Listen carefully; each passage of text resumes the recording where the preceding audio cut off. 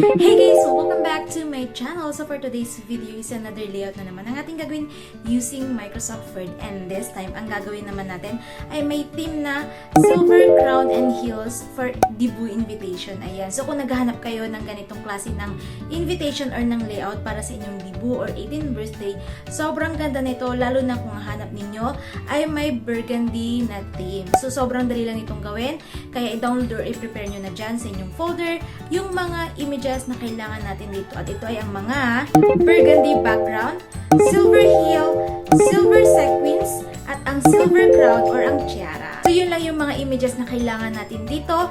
And meron akong good news sa inyo dahil ang mga images na ginamit ko dito ay makikita nyo dyan sa may description box. So kailangan nyo na lang i-download yan at i-save sa folder para easy access na lang kayo kapag gagawin na ang layout na ito. At meron pa akong isang good news dahil ang layout na ito is available for purchase sa sobrang murang halaga lang. So kung tamad na kayo or ayaw nyo nang gumawa na inyong layout, pwede kayo mag-email sa akin para ma-purchase ninyo ang layout na ito. So kung ready na kayo, start na natin ito using Microsoft Word.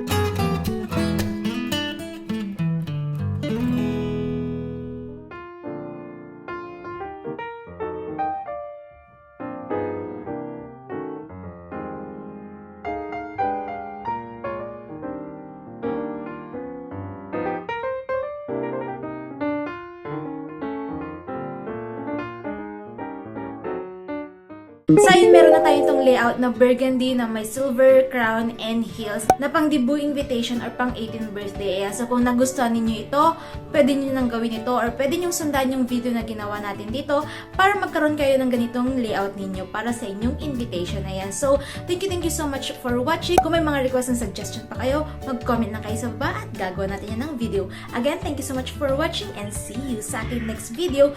Don't forget to like and subscribe. Bye!